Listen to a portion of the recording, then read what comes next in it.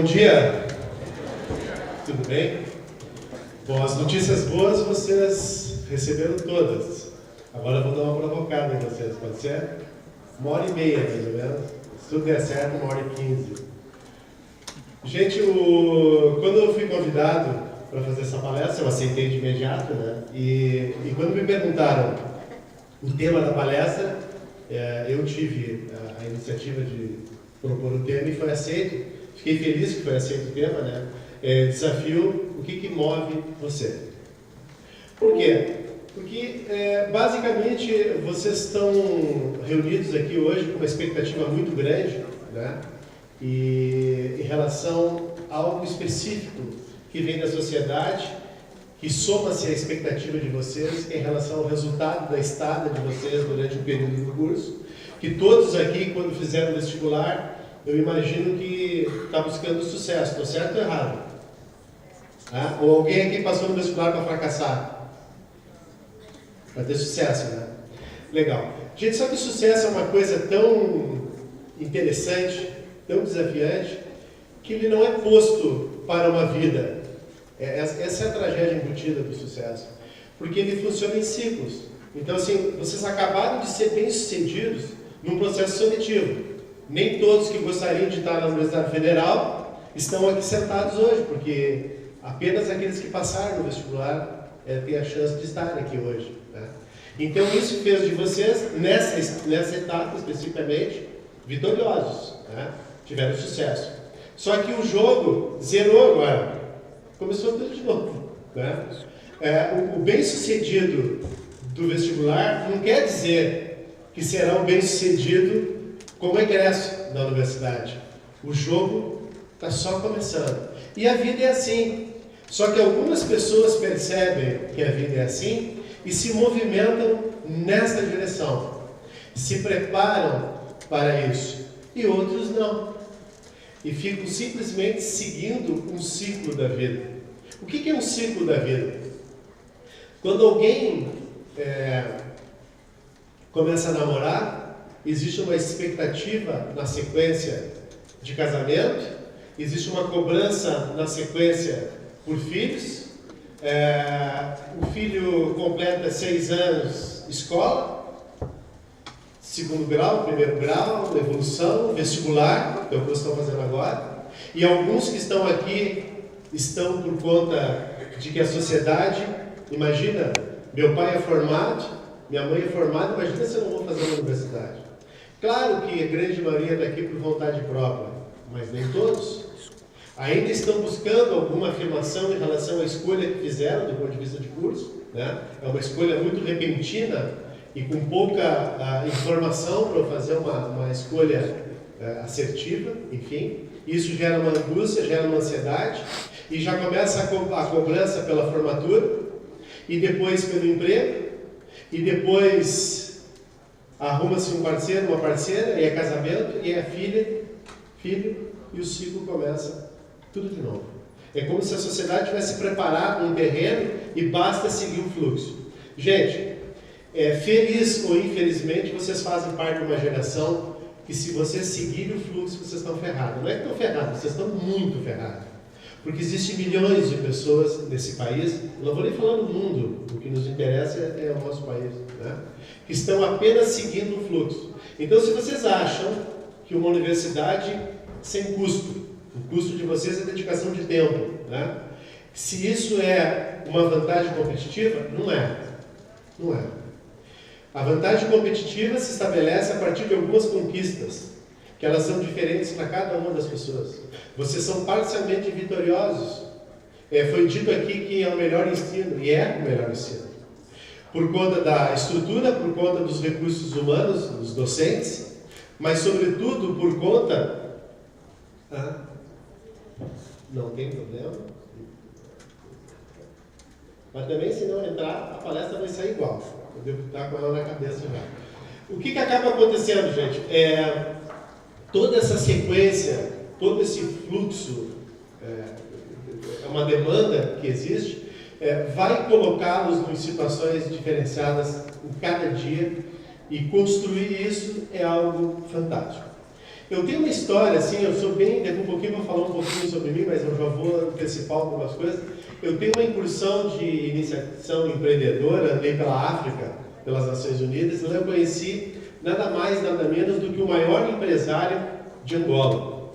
Pode não significar muita coisa, mas o cara ganha muito dinheiro, porque ele é o maior empresário e eu diria que entre 1 e 2 terços de todo o alimento que entra em Angola para alimentar a população passa pelas empresas dele. Então não preciso dizer que esse cara ganha muito dinheiro. Mas esse cara nasceu na miséria, como grande parte da população de Angola. Mas a história dele é diferente pelo seguinte, que numa família com muitos irmãos, nem todos puderam frequentar a escola. Os pais tinham que escolher quais frequentariam a escola, porque o resto tinha que dar conta da casa, trabalhar, etc. E tal, não podia estudar. E ele foi escolhido para não estudar. Mas ele era o escolhido para levar 2 irmãos para uma escola. Só que o caminho para a escola era demasiadamente longo. Então o que ele fazia? Ele não voltava para casa. Ele largava os irmãos na escola e ficava na escola. Já que ele ficava na escola, ele sentava no corredor, à sombra, na janela, escutando tudo o que acontecia dentro da escola. Até que chegou um momento em que um professor disse: "O que você faz todo dia sentado aqui?" "Eu estou esperando meus irmãos que estão dentro da sala." "Mas por que você não está dentro da sala?" "Porque eu sou responsável por trazê-los, levá-los, coisa e tal." "Mas você fica fazendo coisas aqui?" "Eu procuro saber o que está acontecendo." "Eu posso fazer uma prova?" E o professor disse assim: "Pode." E ele fez uma prova. E ele tirou uma nota tão boa quanto aqueles que estavam dentro da sala de aula. E ele começou, como convidado, a frequentar a sala de aula. Só que ele pegou gosto para isso, e no final da tarde, ele tinha um período de mais ou menos 2 horas de folga. Ele ia para o centro de Luanda, onde tinha o único curso de inglês. E ele fazia a mesma coisa, ele ficava lá de fora do prédio, escutando o que acontecia dentro do prédio. Porque o pensamento dele é o seguinte: esses caras têm muito mais chance do que eu. Aqui eu não vou ser ninguém, mas eu vou aprender inglês e vou sair daqui. E eu vou aprender muita coisa. E quando eu voltar, eu recupero todo o tempo perdido. O resto eu já contei a história. É o maior empresário de Angola, por conta de 2 atitudes básicas: a vontade de aprender e a persistência em relação a um foco e um objetivo especificamente do aprender. Isso faz a diferença e o fez diferente em relação à grande maioria daqueles que estavam na sala de aula. Então, gente, basicamente, quando se fala em êxito ou em fracasso, estamos falando em atitude. Basicamente, algo de atitude. Vocês não escolheram, mas vocês fazem parte de uma geração onde 2 fenômenos estão acontecendo sistematicamente, paralelamente e concomitante, de forma concomitante, e isso vai mudar muito a vida de todas as nossas vidas, mas em especial a vida de vocês. E entender um pouco esse processo pode determinar sucesso e fracasso. E para isso eu vou passar um vídeo para vocês, que eu tenho certeza que a metade desse auditório já assistiu esse vídeo. Não importa. O que importa é que eu vou falar depois do vídeo, mas eu tenho que ter certeza que todos assistiram esse vídeo, ok? E aí, assistindo esse vídeo, nós vamos ver que tem 2 elementos fundamentais que são inegociáveis. Um deles é o tempo. Não se tem mais o tempo que se tinha no passado para fazer as coisas. Porque 4, 5, 6 anos de graduação parece muito, mas vocês vão ver a partir desse vídeo que não é. É uma eternidade. Mas a velocidade com que a segunda coisa vai acontecer, que são 2 elementos, um é o tempo e o outro é mudança. A velocidade com que as mudanças colocam coisas e desafiam na frente de vocês é algo absurdamente inacreditável. E aqui vai ser decidido o jogo, o grande jogo. O que é mais flexível, a questão do tempo, e o que é mais flexível e aberto à questão da mudança. Vamos ver.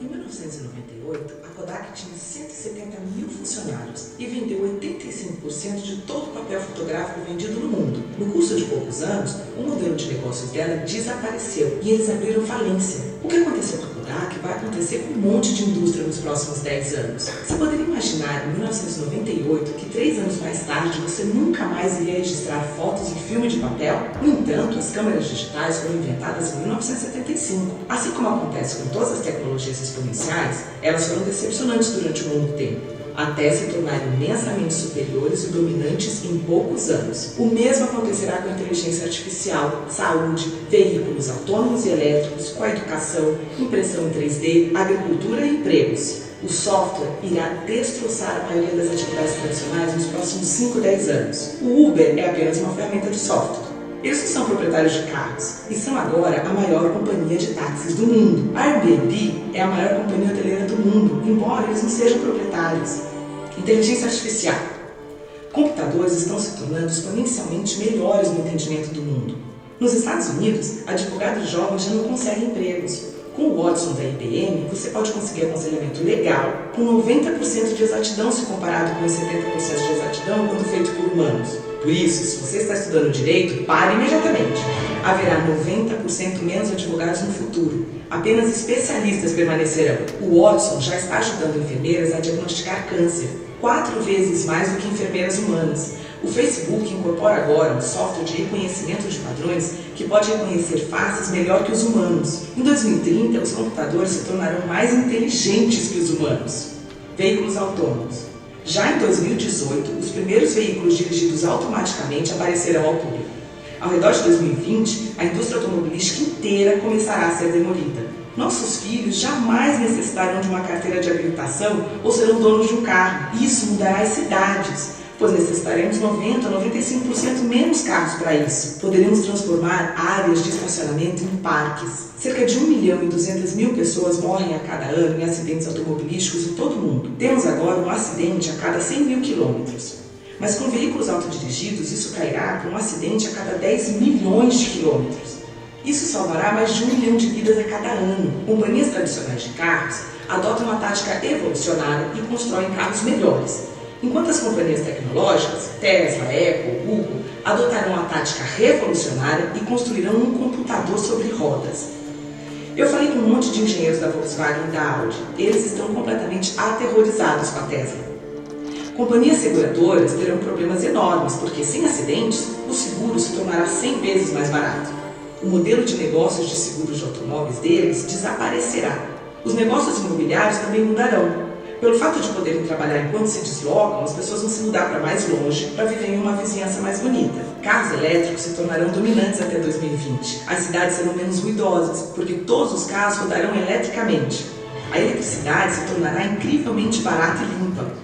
A energia solar tem estado em uma curva exponencial por 30 anos, mas somente agora você pode sentir o impacto. O preço da energia solar vai cair de tal forma que todas as mineradoras de carvão cessarão atividades ao redor de 2025. Com eletricidade barata, teremos água abundante e barata. A dessalinização agora consome apenas 2 kWh por metro cúbico. Imagina o que será possível se cada um tiver tanta água limpa quanto desejar, quase sem custo. Saúde. Teremos companhias que irão construir um aparelho médico chamado Tricorder, na série Star Trek, que trabalha com o seu telefone, fazendo o escaneamento da sua retina, testa a sua amostra de sangue e analisa a sua respiração por meio de bafômetro. Ele então analisa 54 biomarcadores que identificarão praticamente qualquer doença. Vai ser barato de tal forma que em poucos anos cada pessoa desse planeta terá acesso à medicina de padrão mundial praticamente de graça. Impressão 3D. O preço da impressora 3D mais barata caiu de $18 mil para $400 em 10 anos. Nesse mesmo intervalo, tornou-se 100 vezes mais rápido. Todas as maiores fábricas de sapatos começaram a imprimir sapatos 3D. A Estação Espacial tem agora uma impressora 3D que elimina a necessidade de se ter um monte de peças de reposição como era necessário anteriormente. No final deste ano, os novos smartphones terão capacidade de escanear em 3D. Você poderá escanear o seu pé e imprimir sapatos perfeitos em sua casa. Na China, já imprimiram em 3D todo um edifício completo de escritórios de 6 andares. Lá por 2027, 10% de tudo que for produzido será impresso em 3D. Oportunidades de negócios. Se você pensa em um nicho no qual gostaria de entrar, pergunte a si mesmo: será que teremos isso no futuro? E se a resposta for sim, como você poderá fazer isso acontecer mais cedo? Se não funcionar com o seu telefone, esqueça a ideia. E qualquer ideia projetada para sucesso no século XX estará fadada a falhar no século XXI. Agricultura. Haverá um robô agricultor de $100 no futuro. Agricultores do terceiro mundo poderão tornar-se gerentes de suas terras em vez de trabalhar nelas todos os dias. Atualmente, cerca de 30% de todas as superfícies agriculturáveis são ocupadas por vacas. Imagine se tais espaços deixarem de ser usados desta forma. Há muitas iniciativas atuais de trazer proteína de insetos para o mercado. Eles fornecem mais proteína que a carne. Deverá ser rotulada de fonte alternativa de proteína, porque muitas pessoas ainda rejeitam ideias de comer insetos. Existe um aplicativo chamado Moody's, significa status de humor em português. Ele já é capaz de dizer em que estado de humor você está. Até 2020 haverá aplicativos que podem saber se você está mentindo pelas suas expressões faciais. Imagine um debate político onde estiverem mostrando quando as pessoas estão dizendo a verdade quando não estão. O Bitcoin, dinheiro virtual, pode se tornar dominante e poderá até mesmo tornar-se uma moeda reserva padrão. Longevidade. Há 4 anos, a expectativa de vida costumava ser de 79 anos e agora é de 80 anos. Atualmente, a expectativa de vida aumenta uns 3 meses por ano. Por volta de 2036, haverá um aumento de mais de 1 ano por ano. Ou seja, todos passarão a viver vidas longas, possivelmente bem mais que 100 anos. Educação. Os smartphones mais baratos já estão custando $10 na África e na Ásia. Até 2020, 70% de todos os humanos terão um smartphone. Isso significa que cada um tem o mesmo acesso à educação de classe mundial. Estamos vivendo a 4ª revolução industrial. Bem-vindos! Muda alguma coisa? Significativamente. Então, assim, a grande tarefa, eu cruzo o Brasil fazendo palestras sobre inovação, falando com pessoas, e é interessante como alguém vem muito motivado, muitas vezes, conversar comigo, diz assim: Forne, eu gostaria que você desse uma olhada nesse projeto. Muitas vezes é um projeto de algo que vai terminar daqui 2 anos, e o indivíduo não sabe. Então, assim, isso não está na disciplina do curso que vocês escolheram, né? Tipo assim, o que vai terminar amanhã? O que não vai ter mais daqui 5 anos? O que eu não vou perder tempo agora que vai deixar de existir? Então, observe que muito mais do que o conteúdo, eu preciso saber em que tempo as coisas acontecem e qual é o grau de mudança no meio ambiente onde eu estou inserido. Então tem uma outra disciplina que vocês deverão ser especialistas, que é a disciplina da percepção do meio ambiente. O que está acontecendo aí fora? Quais as coisas que se conectam a outras coisas que vai mudar ou vai revolucionar aquilo que eu pretendo fazer, atuar, conviver, interagir e assim por diante. Isso é a sintonia fina com o fracasso ou com o sucesso. Gente, existe uma identidade que muitas pessoas prestam muito pouca atenção. Primeiro, vocês têm uma identidade que é o polegar de vocês, uma impressão digital, que ela determina algo que é diferente para todo ser humano. Todo ser humano tem uma impressão digital diferente de qualquer outro ser humano. Mas existe um diferencial que também tem a ver com identidade. E ela não é uma identidade digital, exclusivamente a digital de vocês. E sim algo que tem a ver com a personalidade de vocês e que gera muita coisa. Eu tive a oportunidade de participar desse reality show, né? Vocês, na época, quando eu participei, vocês tinham 14, 15 anos. Então, possivelmente, vocês não assistiram o Aprendiz no Brasil. O Aprendiz é o mesmo formato que o Donald Trump tem o Aprendiz nos Estados Unidos. Enfim, no Brasil era comandado por Roberto Justus e também foi comandado por João Dória Júnior. Eu trabalhei com os dois no Aprendiz. Mas, especificamente, com o Roberto Justus, nós fizemos um Aprendiz para colocar desafios para universitários. Pessoas como vocês. E eu aprendi muito quando eu tive um Aprendiz, ao lado do Roberto, ao lado do Walter Lobo, Porque eu era a figura que criava as tarefas do aprendiz. Então, não só eu participava do programa, como eu criava a arapuca para as pessoas caírem. O que é a arapuca para uma pessoa cair? Cada pessoa tem um conjunto de habilidades, de competências e uma limitação em relação a isso. E quando você quer fazer uma linha de corte, você estabelece um grau do desafio da linha de corte e você vai ver quem é o melhor dos melhores, dos melhores, dos melhores, dos melhores, e assim por diante. Então, uma seleção do aprendiz, para as pessoas participarem do aprendiz, estamos falando assim aproximadamente de 120 mil inscritos. Gente, 120 mil inscritos é mais que o vestibular que vocês fizeram. Deu para perceber? Então, claro que a primeira fase de seleção, ela era eletrônica, a segunda, de currículo, a terceira, de entrevistas, a quarta, de testes, até o momento que se chegou em 50 candidatos para escolher 16. Gente, 50 em 120 mil é só tirar os nomes para cima e pegar o que você pegar também escolhido. Não tem injustiça, né? Só que a gente tinha que escolher 16, e nós escolhemos 16. E quando esses 16 são colocados sob o grau de desafio, o desalinhamento começa a acontecer de imediato. Tanto é que eu era encontrado na rua, as pessoas me dizem assim: Ford, pelo amor de Deus, como é que vocês colocaram aquela criatura no programa? Não tem a menor condição. Tem condição. Tem um puta de um currículo, tem uma história, passou na seleção. Só que quando você mete pressão e coloca desconhecimento como insumo de trabalho, vem algo à tona que no ambiente confortável não vem. E aí as diferenças começam a acontecer. Em especial, no aprendiz, eu fui responsável por criar uma tarefa de uma organização a qual eu presto serviço, que é o Sebrae. Eu também criei a tarefa do Sebrae, que era um dos patrocinadores do aprendiz. E é claro que eu escolhi a colocação da prova do Sebrae no momento ímpar do programa, né? Já numa reta final, para trabalhar com os melhores dos melhores, né? Para se ter uma essência. Mas o que eu queria fazer? Qual era o meu grande desafio? Trazer para cada um de vocês a possibilidade de eliminar as variáveis externas que podem ajudar vocês no resultado. Como se sairia uma pessoa se não tivesse auxílio externo? Será que ela consegue fazer alguma coisa? Eu já sabia que conseguiria, mas será que o telespectador imagina que se você tirar todo o apoio externo, uma pessoa realiza um resultado? Então, primeiro foi muito difícil convencer o Sebrae em fazer uma prova onde eu tiraria todo o apoio externo para o indivíduo gerar um objetivo qualquer. Depois, convencer a Record, detentora dos direitos do aprendiz no Brasil, de que essa tarefa era uma tarefa realizável, ou seja, a gente ia passar um desafio para 3 universitários e que eles iam conseguir realizar essa tarefa, né?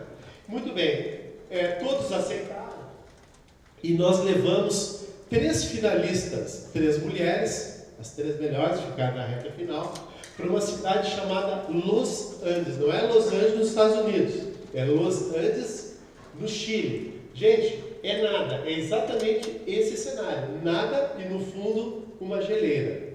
E aí colocamos as 3 finalistas do aprendiz em posição, retiramos das 3 todos os seus recursos, joias, relógio, dinheiro, qualquer coisa que pudesse ser convertido em vantagem. E entregamos a elas apenas o passaporte, só o passaporte. E ali foi dito a elas o seguinte: a primeira que chegar no WTC, que era a sede do Aprendiz do Brasil, em São Paulo, será finalista do programa. Apenas o passaporte. Gente, o Roberto Jus, apesar de parecer uma pessoa truculenta, muito exigente, etc e tal, por trás daquela imagem tem um cara assim muito amoroso, muito próximo das pessoas, muito preocupado com o resultado. Ele achou assim, aliás, ele não me chamava de Ford, me chamava de Claudinho. Não dá para largar essas meninas aí no meio. Isso é muito. Vamos dar assim $100 para cada uma. para elas começarem, e depois vão ver o que está acontecendo. Roberto, não dá para ter pena. Se você quer eliminar a vantagem, você elimina a vantagem. Mas elas não vão realizar. Seu Roberto, o aprendiz é para bater. Se 3 não terminar, nós vamos bater em 3. Se 2 não terminar, nós vamos bater em 2. Se uma não terminar, nós vamos bater em uma só. Ou seja, a nossa dificuldade vai ser saber se nós vamos bater numa ou se nós vamos bater em 3. Aí ele falou, nessa lógica tá certo. Eu falei, então relaxa. E o Roberto, naquele dia, até o lugar era muito escasso de infraestrutura, o melhor hotel da cidade só tinha um apartamento, e esse apartamento ficou com o Roberto. Toda a equipe ficou num outro hotel. Mas mesmo esse hotel, que era o melhor hotel, não agradou o Roberto. E ele disse assim, gente, olha só, eu vou jantar com vocês hoje, eu vou descer para Santiago, vou esperar vocês lá em Santiago. Esse hotel aqui não dá para ficar. Eu falei, legal, nós vamos se mudar para o teu apartamento, então, porque é muito melhor do que a gente está. Mas a gente foi lá jantar com ele. E quando eu estava jantando, eu comecei a jantar, alguém da produção me ligou e disse assim, Ford, a primeira finalista já conseguiu uma carona para Santiago. E eu avisei o pessoal da mesa, a primeira já está arrumando para Santiago. Gente, eu não tinha terminado o jantar, a produção me ligou, cada finalista tem um conjunto de produção. O segundo produtor me ligou e disse, olha, a segunda acabou de embarcar para Santiago. Gente, eu não estava na sobremesa, o terceiro produtor disse assim, Forner, a terceira acabou de arrumar para Santiago.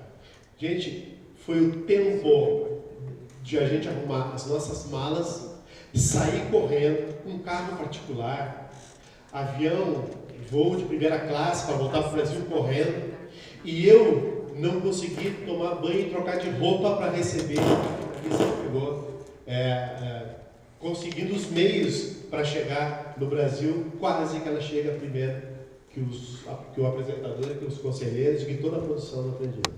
Ou seja, a primeira chegou em menos de 24 horas, a segunda chegou em menos de 48 horas e a terceira demorou uma semana para chegar, apenas com o passaporte. Então, o que acontece aqui? O que é a minha grande inquietude? Sabe como as pessoas se comportam quando não tem o apoio externo para gerar o resultado. Então, quando isso acontece e a pessoa tem a percepção de que isso faz a grande diferença, é claro que o resultado é do tamanho da conquista. Essa menina aqui, ela ganhou a tarefa, mas também ganhou o aprendiz, porque ela ganhou depois a prova final e foi campeã do aprendiz. É muito notório, e ela está com o Roberto até hoje trabalhando, é muito notório a grande diferença que faz quando o indivíduo consegue enxergar a sua própria capacidade de realização. A própria capacidade de realização. Isso não é transferível para outra pessoa. Eu não consigo fazer isso, passar isso para outra pessoa. Isso é pessoal, essa é a identidade. E essa identidade, ela começa a gerar resultados. Só que isso, gente, é muito complexo, né? Eu tenho pouco tempo, então eu vou resumir. Eu vou voltar para a Era das Cavernas, já que eu levei vocês para o futuro, agora nós vamos voltar. Nesse passado remoto, as pessoas só tomavam 2 decisões na vida, né? Essas pessoas precisam se alimentar.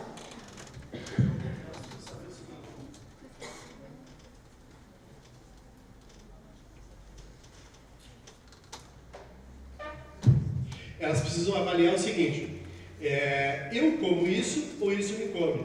A caça é determinante para a sobrevivência, mas também a análise do meio ambiente em relação à caça que estava em jogo era muito importante, porque a vida do indivíduo também estava em jogo. Então, o que acaba acontecendo? Se eu faço uma avaliação assertiva, que eu consigo derrubar esse bicho, eu tenho alimento para muito tempo. Se eu não conseguir derrubar esse bicho me derruba. E eu sou o alimento do bicho. As pessoas imaginam que da época das cavernas para cá, a tomada de decisão é mais complexa. Não. Ela é igualmente complexa como era nessa época. A diferença é que hoje vocês tomam 1 milhão mais de decisões do que se tomava na época das cavernas. Mas no seu somatório ou no seu conjunto, a decisão é tão complexa quanto esse cidadão fazia nessa época. O que eu quero dizer com isso? Que algumas das escolhas que vocês fazem na vida, vocês estão colocando o futuro de vocês em risco. E outras escolhas, colocando o futuro de vocês num degrau significativo de possibilidade de sucesso. Então, devagar, com o pensamento, e depois muita rapidez na decisão, para tomar a decisão correta. Então, quando alguém na África escolhe, vou aprender inglês para sair daqui, para recuperar o tempo perdido, para saber o que os outros não sabem, aquilo foi não a decisão só assertiva, foi decisivo no resultado final na vida da pessoa. Então, assim, essas escolhas, vocês nunca sabem quando terão que fazer. E 95% delas, vocês estarão sozinhos. São escolhas que vocês fazem sozinhos, tanto do lado positivo ou do lado negativo.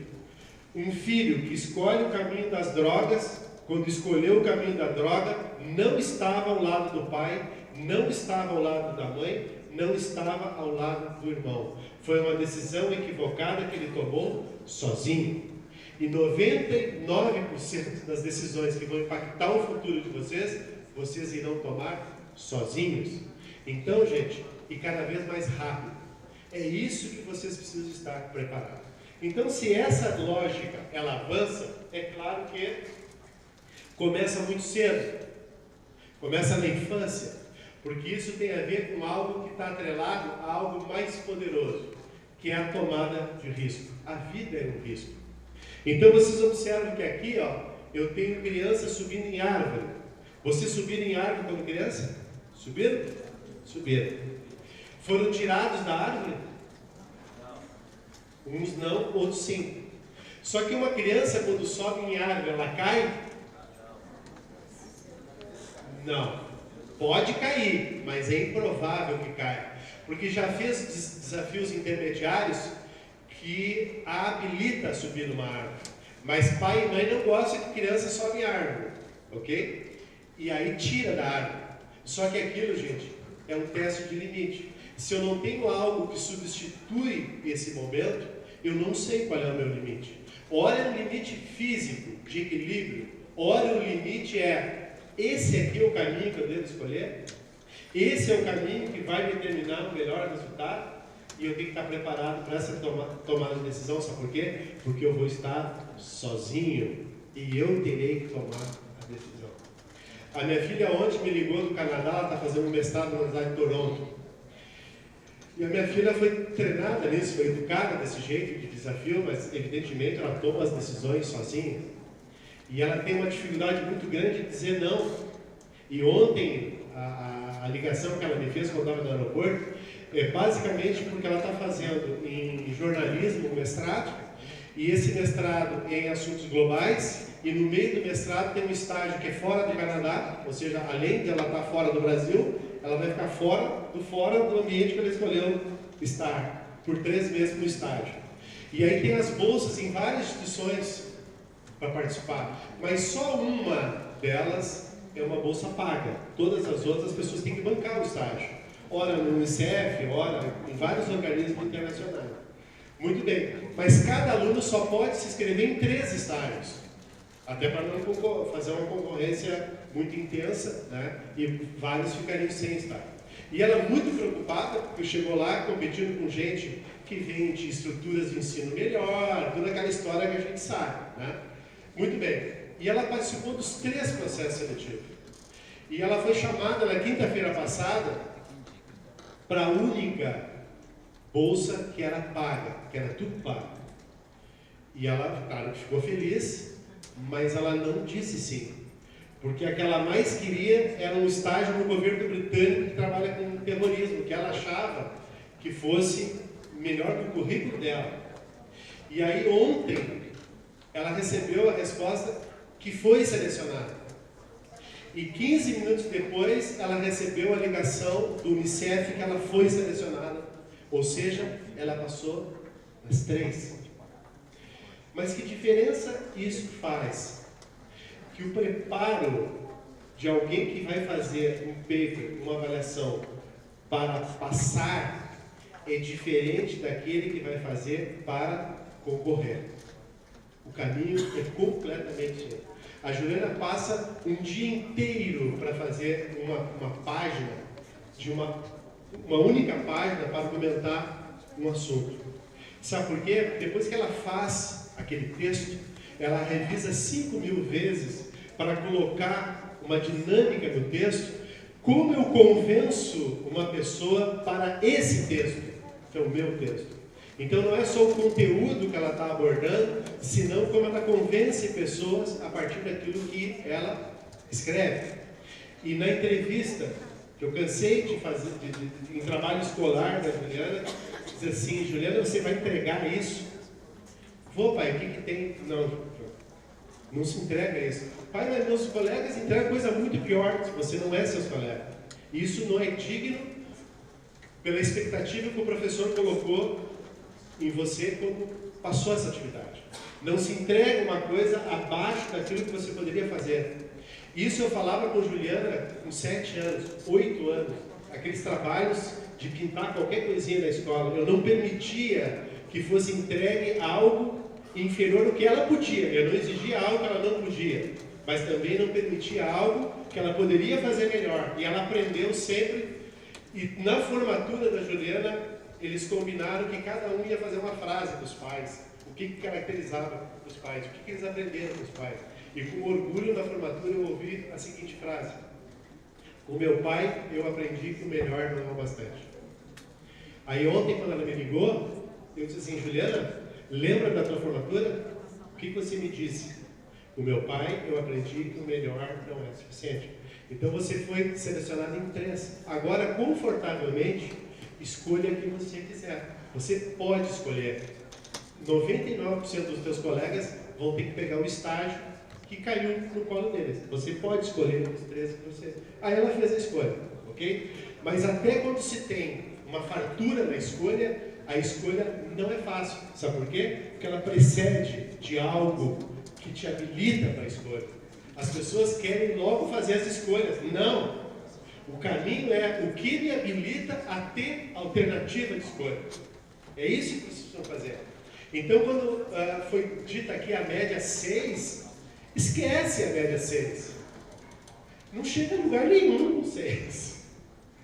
Não chega com 10. Não é 6. É 10 e mais a conexão com o meio ambiente, das diferenças, do que precisa ser feito, precisa ser construída. É isso que precisa saber. Dar condição de êxito. Não é o êxito que eu quero que vocês busquem a partir da minha palestra. Não! O que eu quero é que vocês busquem condição de êxito.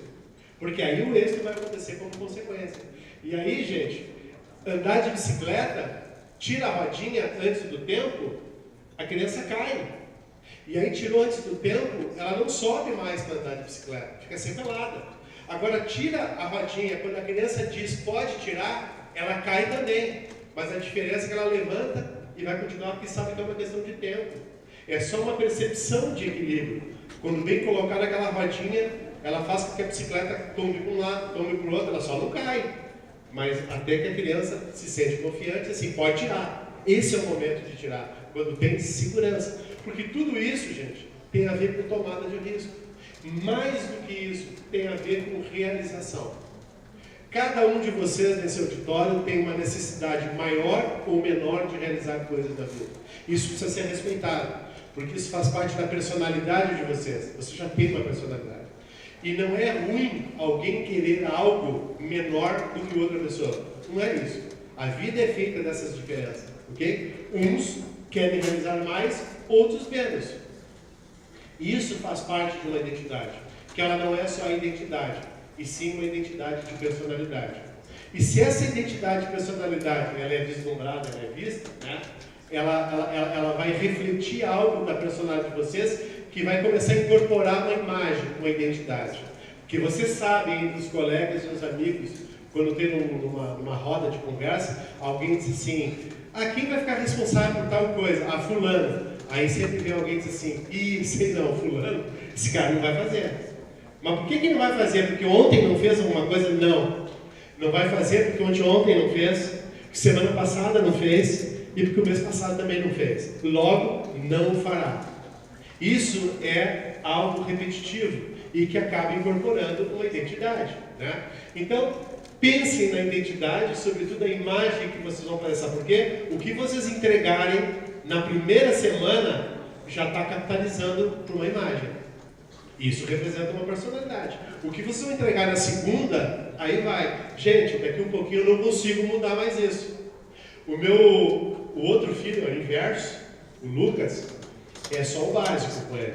O negócio dele é negócio, tal, é business o negócio dele, né? Então ele não está muito focado em prova, em estudar. Ele quer ver o resultado, qual é o caminho que chega em determinado lugar, objetivamente, e nada mais do que isso. Okay? São personagens completamente diferentes. Mas é claro que ele que me fazia ir para a escola toda semana para falar com o professor, supervisor, com o diretor, por conta do quê? Entrega mal feita, confusão em sala, ele sempre estava no epicentro da confusão, tinha uma confusão, no meio estava o Lucas no meio. Gente, isso faz parte de uma personalidade. Então, respeitando que essa personalidade é esta, o caminho é outro, né? Não é se dedicar à escrita, a livros, concursos, não vai passar em concurso nenhum, né? Mas pode ter um excelente negócio, ele é criativo, ele pode ser criativo em outras áreas, mas ele teve condição de escolher isso, fez as escolhas, né? E agora tem que pagar o preço da escolha. Funciona para todo mundo. Então pensem nas escolhas que vocês vão fazer, porque ela vai impactar numa imagem que vai ficar por muito tempo. Gente, isso teoricamente não se pode medir, mas cognitivamente eu vou fazer de conta que dá para medir para vocês entenderem. Vamos imaginar que essa trena que aí está, que vai de 0 a 100, né, possa medir a necessidade de realização das pessoas.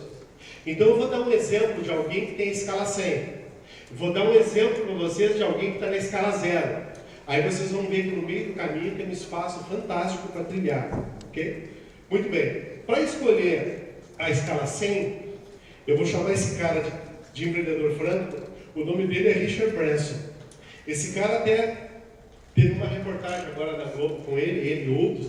É um dos responsáveis por levar essas pessoas para passear no espaço. Esse é o que tem uma companhia que faz isso. Mandou construir a aeronave, já mandou construir o espaçoporto lá, onde vão decolar, etc e tal, e as pessoas vão pagar uma grana para passar na órbita da Terra. Esse cara é dono, proprietário do grupo Virgin. Ele tem companhia aérea, companhia telefônica, companhia de entretenimento, ele tem uma série de negócios. Mas a questão que eu quero chegar é o seguinte: tudo que esse cara coloca a mão dá certo, numa proporção e numa dimensão que escapa muitas vezes a capacidade analítica das pessoas. Por que alguém faz isso? Ou seja, por que alguém quer montar uma empresa para levar pessoas a passar no espaço, se tem muito lugar na Terra aqui para levar as pessoas para passear e ganhar dinheiro? Gente, não dá para avaliar alguém que tem a máxima necessidade de realização, porque são pessoas que trabalham em uma dimensão muito superior ao que sequer a gente consegue imaginar. Muito bem, então a probabilidade que esse cara colocar a mão em alguma coisa dar certo é quase que 100%. Aonde está a conexão disso? Na personalidade dessa criatura, nos seus atos, na sua própria identidade, na máxima necessidade de realização. Muito bem, isso beira a obsessão, é quase que uma doença, né? Mas logo abaixo disso tem um campo muito bom para se explorar. O segundo exemplo, eu não tenho nome, mas vocês conhecem esse tipo de gente. É uma criatura em situação de rua. Gente, situação de rua era para ser uma situação momentânea, não é. Você sabe que esse indivíduo vai ficar quase que eternamente ali na rua. Não que o poder público e algumas ONGs não tirem essas pessoas da rua, tiram. Mas o que acontece 1, 2, 3 dias depois? Voltam para a rua. Porque não é só higiene, alimentação e um abrigo. É uma questão psicológica. Se não tiver um tratamento de choque psicológico, porque na personalidade desse indivíduo é nula a necessidade de ele realizar coisas da vida. Então o autoflagelo faz parte já de uma anulação do indivíduo. Então, assim como Richard Branson, para trazê-lo para um patamar mais sociável de vida, precisaria também um tratamento psicológico. E esse indivíduo, para tirá-lo da rua, também precisaria um tratamento de choque psicológico. Muito bem, todos nós aqui que não precisamos de um tratamento de choque psicológico, estamos numa esfera entre Richard Branson e entre um indivíduo em situação de rua. A grande pergunta é, qual é o nível operacional de desafio que eu vou me colocar na vida? E qual o preparo que eu vou me permitir para chegar nesse nível de desafio? Isso é necessidade de realizar coisas da vida. Não ficar parando só escutando o que os outros têm para me dizer, e sim aquilo que eu posso fazer para gerar os resultados. Não esperar o resultado vir até mim. E aí, gente, de onde é que vem isso? Traços de personalidade. Algo que diz que uma pessoa fará quando colocado numa determinada situação. Então, o que se espera do indivíduo quando ele é colocado em determinada situação? É tarefa de vocês, de forma gradual, se colocar em etapas graduais e cada vez mais elevadas de desafio, para conseguir superar a multidão, para não terminar como todos iguais. Traços de personalidade é um padrão estável e repetitivo. Eu consigo fazer isso a partir de pequenas entregas, com qualificação da entrega, preocupação da entrega, diálogo da entrega, me responsabilizar pela entrega, incluso naquela que eu não fui bem sucedido. Quando eu assumo a responsabilidade pela entrega, independente do resultado, eu faço parte da solução. Se eu me coloco fora disso, eu não faço parte da solução. Logo, eu não vou estar habilitado à solução de problemas. Muito bem, gente. Outro elemento-chave. Falei para vocês que a vida condiciona, mas a vida não oferece para vocês uma coisa chamada motivo. E se vocês não tiverem motivo, vocês não têm motivação. E se eu não tenho motivação, onde é que eu chego? Lugar nenhum. Preciso ter motivação. Para ter motivação, tem que ter um motivo. Então, assim, o que me traz para essa universidade? Qual é o impacto que eu vou deixar na humanidade? Por que eu estou aqui? Vou assistir um filme? Não, vocês não serão telespectadores de uma tela de cinema. Vão ficar sentados ouvindo um professor falar? Não sei se vão chegar a algum lugar se fizerem isso. Chegarão a algum lugar se vocês forem protagonistas. Se propuserem a fazer coisas. Mais do que isso, fazer bem feito. Porque fazer coisas muita gente faz. A questão é fazer bem feito. E quando eu me preocupo em fazer bem feito, o resultado começa a aparecer. Por que o motivo é determinante no resultado? Basicamente, eu tenho quantos minutos? Quase possível. Quase. Para realizar muitas coisas na vida é preciso ter um motivo. E vocês precisam ir para se desafiar. Sem ele, não há o que fazer. E aí, gente, tem dois caminhos. Vocês podem garimpar a oportunidade ou vocês podem garimpar o caminho comum da necessidade. Existe uma diferença gritante. Tem um cara que eu conheci no Rio de Janeiro. Esse cara cortava cabelo. E ele estava numa palestra minha. E nessa palestra alguém me perguntou a diferença entre oportunidade e necessidade. Mais especificamente, ele queria que eu desse um exemplo de necessidade. Como eu estava no ambiente profissional, eu rapidamente pensei e disse assim, cabeleireiro. Cabeleireiro é uma atuação por necessidade. Quando eu falei isso na sala, alguém levantou do centro, foi para o fundo do auditório e começou a caminhar para um lado e para o outro. E não parava um segundo. Eu já imaginei que o cara era cabeleireiro, claro, né? Terminou a palestra, a galera vazou e esse cara veio na minha direção. Eu quis quebrar o gelo e disse assim, deixa eu tentar adivinhar, você é cabeleireiro. Eu falei, sou. Não gostou do meu exemplo, nem um pouco. Porque eu estou há mais de 10 anos nessa profissão, já coloquei 2 filhos na faculdade, moro no subúrbio, mas numa casa minha, que eu me orgulho, e eu não acho justo que alguém venha de fora e diga que o meu negócio é um negócio de necessidade. Eu falei, amigo, olha só como a vida é bela. Nós pensamos diferente.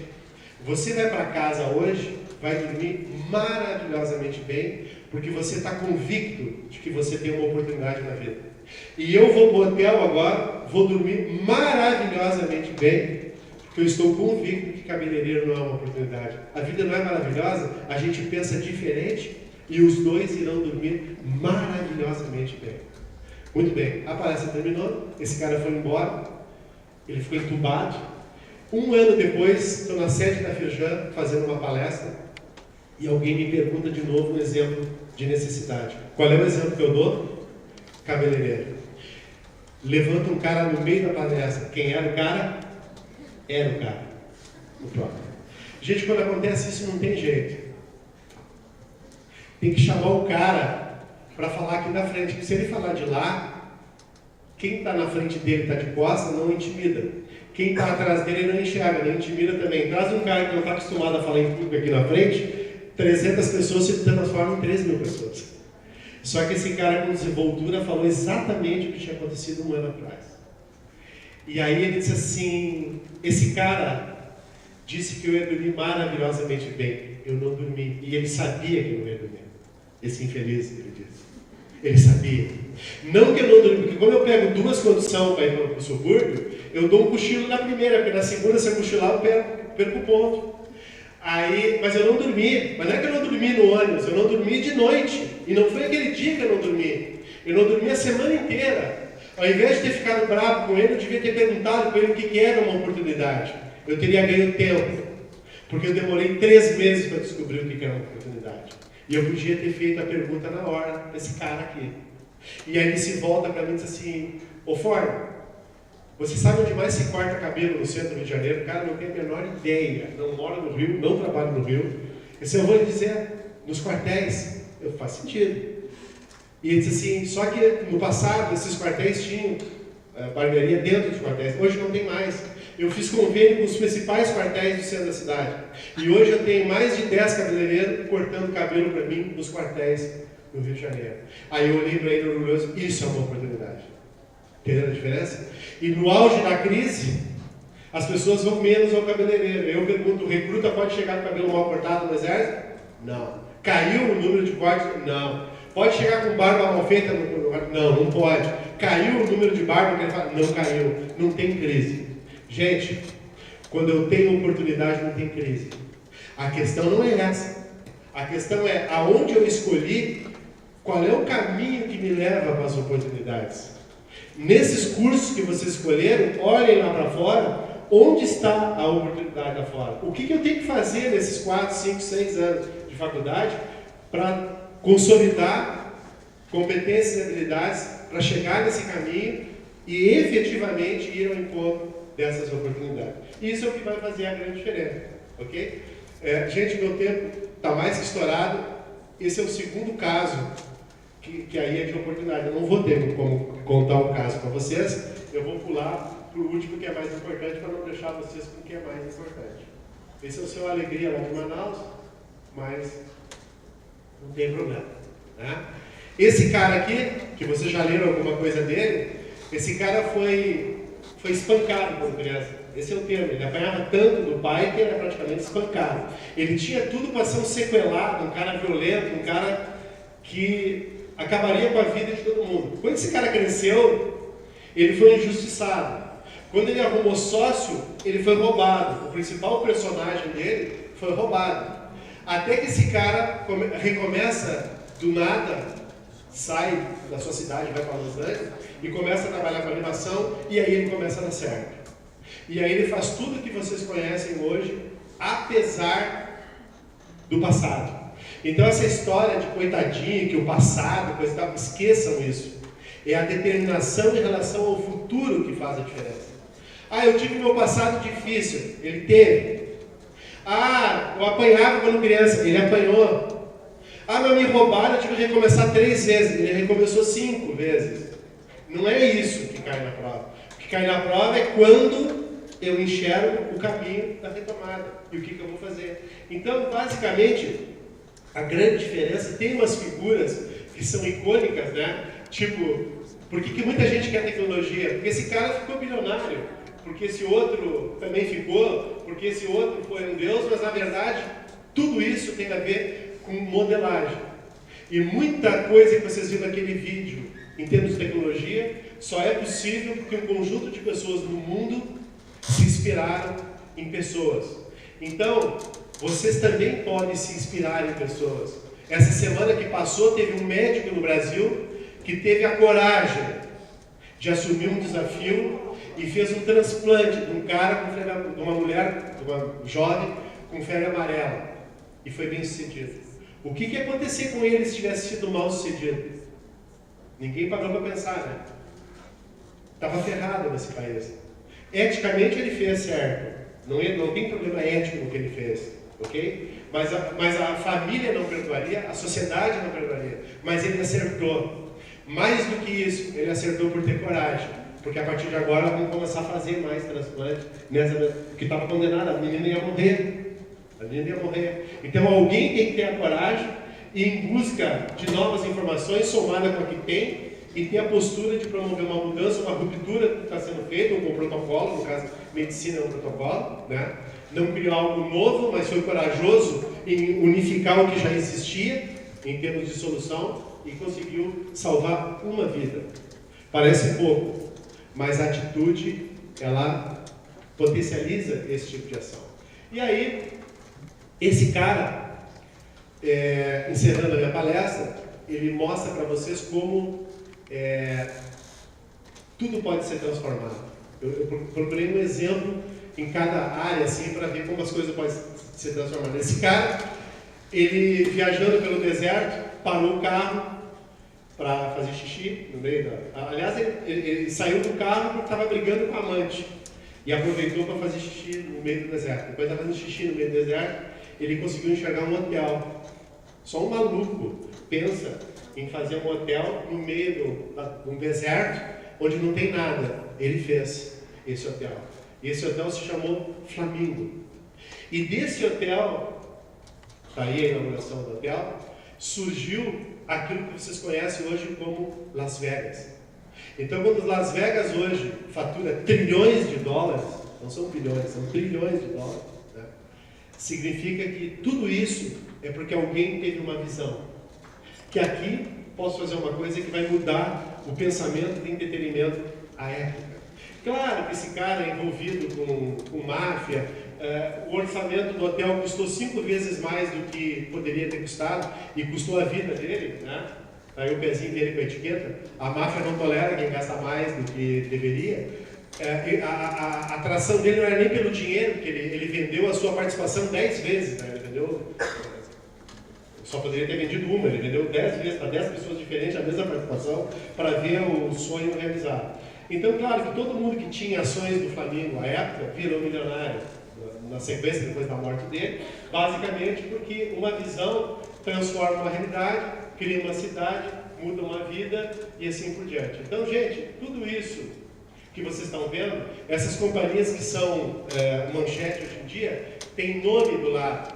Nome do lado. E tendo nome do lado, são nomes que fazem transformação. Porque antes a empresa você não sabia o nome. Hoje essas empresas você sabe quem está por trás. Porque são empresas que fazem transformação. Quando a Tesla vende menos e vale mais, vocês viram no vídeo, é porque o consumidor enxerga nela uma capacidade de entregar um carro muito melhor para o futuro. O nome disso é inovabilidade. É inovação sem comprometer os recursos para a geração futura. Mesmo que ela venda menos carros, ela tenha prejuízo, ela vale mais que a General Motors, que é a gigante do mundo automobilístico. Por quê? São as ideias que vão mudar o mundo. Quem viu Em Busca da Felicidade, essa cena é crucial. Ele se aproxima desse carro e pergunta: cara, eu tenho 2 perguntas para fazer para você. Se aproximou do dono do carro. A primeira pergunta: o que você faz? A segunda: como você faz o que faz? Gente, não é o que vocês estudam, é como. E depois do como é o porquê. Se eu não sei como e não sei porquê, eu sou uma enciclopédia ambulante. Essa é a pergunta certa. Essa é a conexão com o mundo. Ok? E aí, para finalizar, o simples pode ser mais difícil que o complexo. É preciso trabalhar muito duro para tirar os pensamentos, complexos das pessoas para torná-lo simples. Esse cara facilitou a vida de vocês. Esse cara é que começou a dizer que em 3 pontos eu tenho que chegar no objetivo. E isso trouxe em vocês algo que a minha geração não tinha. Todos aqui têm um smartphone. Só que o smartphone não é só o que vocês imaginam que ele faz. É o que ele faz com a personalidade de vocês. Hoje vocês são inquietos. Hoje vocês querem uma resposta imediata. Hoje vocês querem coisas cada vez mais rápidas. Sabe por quê? Porque vocês têm acesso em tempo real a toda a informação do mundo. E isso cria uma necessidade de resposta cada vez mais rápida. E logo, vocês ajudam a acelerar um processo que já está cada vez mais acelerado. Muito bem, gente. Essa foto, essa mulher aqui é Bárbara Corcoran. Você sabe do que é essa foto aí? Assiste esse programa da Sony? Shark Tank. Essa mulher aqui, ó, é Bárbara Corcoran.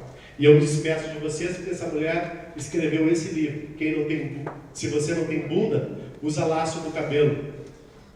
Esse livro são as histórias da mãe pobre que tinha uma sacada, uma mente criativa para dar uma resposta para cada dificuldade da vida. E ela aplicou isso depois dos negócios. E o título do livro é um capítulo que diz o seguinte: a mãe da Bárbara sabia que o futuro da Bárbara seria exatamente igual ao dela, se ela não fizesse uma coisa pela menina. Só que ela não podia fazer nada pela menina, porque ela era pobre, muito pobre. Mas uma coisa ela identificou que ela podia fazer: educação. Se essa menina for bem na escola, essa menina vai ter pelo menos uma oportunidade. Lembra que eu falei da oportunidade? Vai ter uma oportunidade. Aí ela vai ter uma vida diferente da minha. Só que teve um problema. Essa Bárbara, quando criança, na escola, o desempenho escolar da Bárbara era sofrível. Era o quadro da dor sem moldura, era um desastre. Mas a mãe, sabendo que aquela era a única alternativa, não abandonava a menina. Ia na escola para saber de professor, diretor, supervisor, por que tão fraco o desempenho. E ninguém tinha uma justificativa para oferecer para ela. Mas ela não desistia. Voltava para casa, pegava a mão da menina: vamos estudar, vamos ler, eu ajudo, vamos fazer a tarefa. E vamos fazer. E todo dia, vamos estudar, vamos ler. Pressão, pressão, pressão. Um dia essa menina explode, desabafa. E diz assim: mãe, não preciso chegar na escola. Ao me aproximar da escola, meus colegas começam a fazer chacota de mim. Hoje o termo técnico é bullying. E a mãe apavorada, não tinha a menor noção do que estava acontecendo, disse assim: filha, estão fazendo chacota por quê? Ela disse: mãe, eu não tenho bunda. Gente, início da década de 60, uma mãe pobre, cuja filha também é pobre, que não tem a bunda, faz o quê? Pois bem, a partir dessa data, a mãe da Bárbara começa a fazer laços maravilhosos, invejáveis. E essa menina passa para a escola com laços no cabelo. Moral da história: o foco saiu daquilo que ela não tinha, ou seja, bunda, e passou para aquilo que ela também não tinha, mas lhe foi adereçado: laços no cabelo. E ela escreve esse livro em homenagem à mãe. Então hoje, quando ela é multimilionária e participa, comprando participações em outras empresas no Shark Tank nos Estados Unidos, talvez é muito fácil ver essa figura hoje. Mas ninguém consegue retroagir e imaginar que ela tirou um ensinamento, que as coisas que podem fazer diferença na minha vida, talvez não necessariamente aquilo que eu tenho, mas também pode ser aquilo que eu conquisto e consiga adereçar, a fazer parte do meu elenco de competências, de habilidades e assim por diante. Gente, obrigado pelo carinho, obrigado pelo convite e até a próxima oportunidade. Beijo a todos.